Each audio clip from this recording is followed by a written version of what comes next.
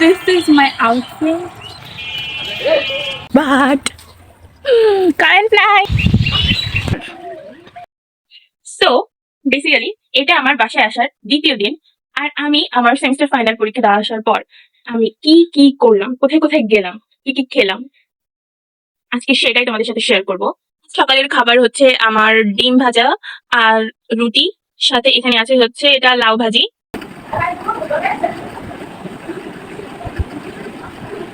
এখানে আমি আমার সবগুলো গাছগুলো দেখাচ্ছিলাম, আমার কাছে কি কি গাছ আছে। পাতাবাহারের 2 রকমের গাছ আছে, সন্ধ্যামালতির গাছ আছে, আবার আছে হচ্ছে কাঠগোলাপের গাছ আছে, আবার এদিকে পাটফুলের গাছ আছে। পাটফুল যাকে আমরা তারা ফুল বলে চিনি। আজকে আমি এক জায়গায় অনেকগুলো সন্ধ্যামালতির গাছ ছিল, তো সেখান থেকে এই জায়গাতে অনেকগুলো সন্ধ্যামালতির গাছ একসাথে বীজ করে গাছ বের করা হয়েছিল, মানে বীজ লাগিয়ে গাছ উঠানো হয়েছিল। তো সেখান থেকে আমি একটা একটা করে গাছ বা 2টা করে গাছ একসাথে তুলে আমি আলাদা আলাদা করে আজকে লাগিয়েছি। কারণ অবশ্যই এখন এই গাছগুলো ভালোভাবে থাকলেও পরে আস্তে আস্তে এই সবগুলো গাছ একসাথে মারা যাবে, আর আমি এটা মোটেও চাই না।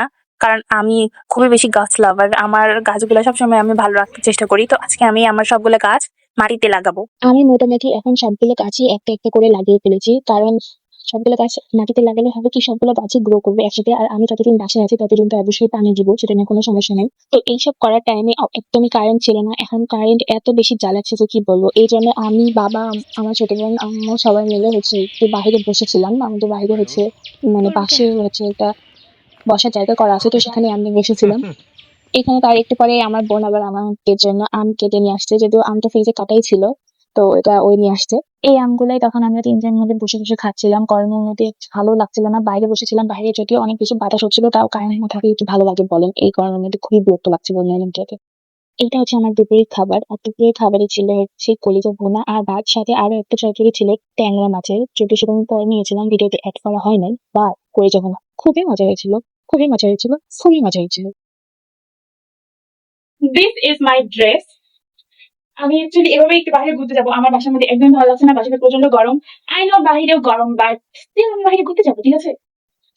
তো দিস ইজ মাই আউটফিট। আমি আমার ফেসটা এন্ড হেয়ার সেট করার পর আরো একবার তোমাদের দেখাবো গাইস যে আমি কেমন লাগছে। ওকে, আমি তো রেডি গাইস, বাট কারেন্ট নাই।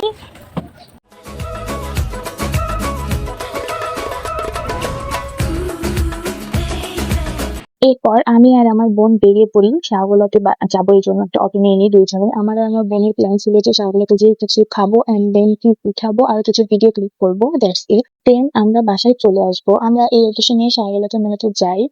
তারপর সাগরকে যে এত গরম ছিল আজকে, যাওয়ার কি প্রচন্ড গরম ছিল। আর সাগরকে আজকের তুলনায় মানুষ খুব কমই ছিল, এটা দেখে খুব ভালো লাগছিল। বাট তবুও বেশি ছিল, ইন্টারনেটের কাছে এটা অনেক বেশি। এর মধ্যেও দেখুন কিভাবে আমি আমার ভিডিওটা ক্লিক করে যাচ্ছি। আমার বোন হচ্ছে ভালোভাবে ক্যামেরা ধর, আমার ভিডিওটা ভালোভাবে করে দে। আর আমি জানলার সাথে একটা খুবই কিউট একটা ফ্লাওয়ার পেয়ে দিয়েছি। এটা হচ্ছে জবা ফুল, রেড কালারের। আর আমার জবা ফুল খুবই পছন্দ। জবা ফুলের সবগুলো ভার্সন পছন্দ, লাল, গোলাপি, সাদা, যা হবে আমি সবই পছন্দ। এইখানে আমার যে অ্যাঙ্গেল পছন্দ হচ্ছে আমি সেই ভিডিও গুলোই করছি। ইভেন আমি আমার বোনকেও ছবি তুলে দিচ্ছিলাম, দেখুন তো পিচ্ছে একটা মানুষ আছে ভিডিও করতে চলে আসছে নিচে, যদিও ভালো লাগছিল ওকেও। ছবি টবি তোলার পরে আমাকে কি অবস্থা, লাইক চুল টুল বেঁধে একদম যাচ্ছে তাই।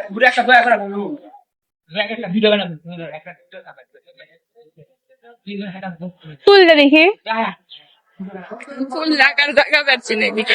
এই ফুল এত সুন্দর।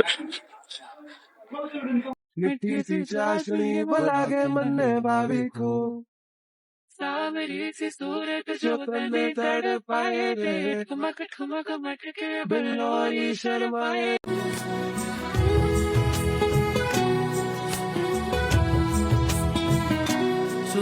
সো আমি বাসার ভিতরে আমি আমার আউটফিট চেক করা, মানে আমার সাজটা দেখাতে পারিনি রাইট নাও। আমি সবগুলো ভিডিও কমপ্লিট করার পর আমার সাজ দেখাচ্ছি।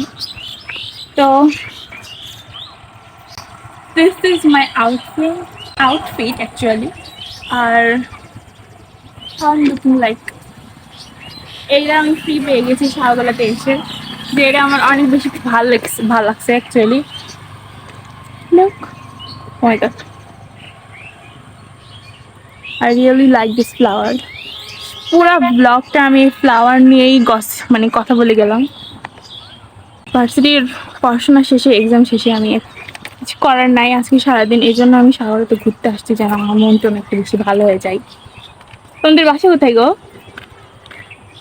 আমরা মূলত আসছিলাম স্বাগততে চা খাওয়ার জন্য, বাট আজকে যে পরিমাণে গরম আমি জীবনেও চা খাবো না। রাইট নাও আমরা ভাবতেছি যে আমরা কি খাবো, আইসক্রিম খাবো না কোনো একটা কোল্ড ড্রিঙ্কস খাবো, দেন আমরা বাসায় যাবো। এই জন্য আসছি শুধু একটু ছবি টবি তোলা যেন হয়। ছবি টবি আমাদের তো ডান তোলা, তো এখন আমরা কিছু একটা তো খাইতে হবে, অন্তত কোল্ড ড্রিঙ্কস তো নিতেই হবে। না ছাড়া আমি আমার বোনকে টেনে এনেছি কি জন্যে, সে কোনো একটা বেনিফিটের জন্য আমার সাথে এসেছে। বেনিফিটের জন্য তুমি আমাকে নিয়ে আসছো। এখন আমরা চলে যাচ্ছি। এই দুটো কোল্ড ড্রিঙ্কস কেনার পর আমাদের আর থাকার মতো কোনো এনার্জি হয় না যে আমরা আবারও দেন আমরা চলে আসছি ভ্যানে চড়ে, একটা ভ্যান দেখে আমরা বলেছি মামা তাড়াতাড়ি চলেন বাসায় যাবো। দেন মামা একদম স্পাইডারম্যানের মধ্যে এত জোরে জোরে যাচ্ছিল, মানে ছিল আমি ভিডিও দেখে বুঝতে পারছি ভিডিও পুরো কাঁপতে কাঁপতে গেছে একদম, মানে হচ্ছে সবকিছু ভেঙে চুরে যাচ্ছে ভ্যানের। যাই হোক তারা বাই বাই, আমি এখন বাসায় যাইতেছি, বাসায় যেয়ে দেখা হবে। বাট একটা কথা, যতই মানে জোরে জোরে যাক, মানে গাড়ি ভাঙছে যা খুশি তাই হয়ে যায়, বাট বাতাস লাগছিল, অনেক ভালো লাগছিল অ্যাকচুয়ালি। রুমে না আসা পর্যন্ত আমার হচ্ছে কতটা অশান্তি লাগছিল ভিতরে। ওহ finally I'm back to my room. Back to my room. Come back to my room. যাই হোক আমি ইংলিশ খুব একটা ভালো পারি না, এই জন্য যা বলি সেটাই বুঝে নেন।